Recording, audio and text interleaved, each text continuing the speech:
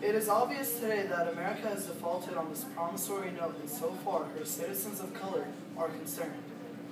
Instead of honoring this sacred obligation, America has given the Negro people a bad check which has come back marked insufficient funds. But we refuse to believe that the Bank of Justice is bankrupt. We refuse to believe that there are insufficient funds in the great vaults of opportunity of this nation. So we have come to cash this check, a check that will give us upon demand the riches of freedom and the security of justice. We have also come to this hallowed spot to remind America of the fierce urgency of now. This is no time to engage in the luxury of cooling off or to take the tranquilization drug of gradualism. Now is the time to rise from the dark and desolate the valleys of segregation to the sunlit path of racial justice.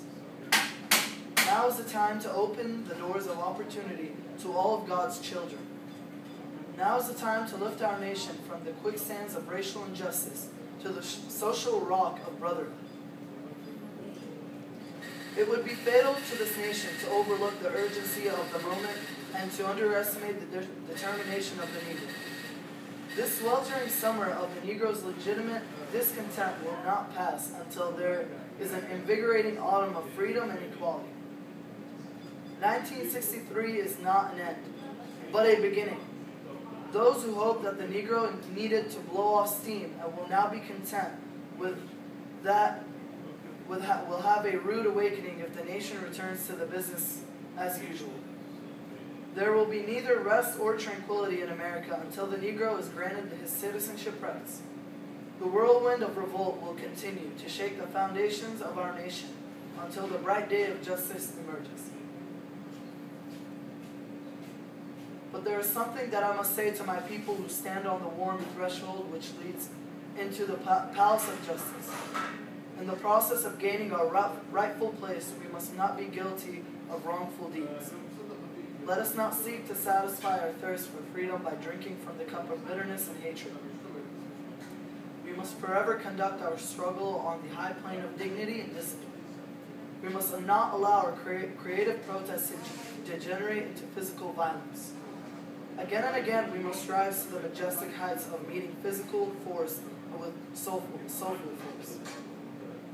The marvelous new militancy which has engulfed the Negro community must not lead us to distrust all white people, for many of our white brothers, as evidenced by their presence here today, have come to realize that their destiny is tied up with our destiny, and their freedom is inextricably bound to our freedom. We cannot walk alone. And as we walk, we must make the pledge that we shall march ahead. We cannot turn back. There are those who are asking the devotees of civil rights, when will you be satisfied? We can never be satisfied as long as our bodies, heavy with the fatigue of travel, cannot gain lodging in the motels of the highways and the hotels of the cities. We cannot be satisfied as long as the Negro's basic mobility is from a smaller ghetto to a larger one. We can never be satisfied as long as the Negro in Mississippi cannot vote and the Negro in New York believes he has nothing for which to vote. No, we are not satisfied. We will not be satisfied until justice rolls down like waters and righteousness like a mighty stream. I am not unmindful that some of you have come here out of great trials and tribulations. Some of you have come fresh from narrow cells. Some of you have come from areas where your quest for freedom left you battered by the storms of persecution and staggered by the winds of police brutality.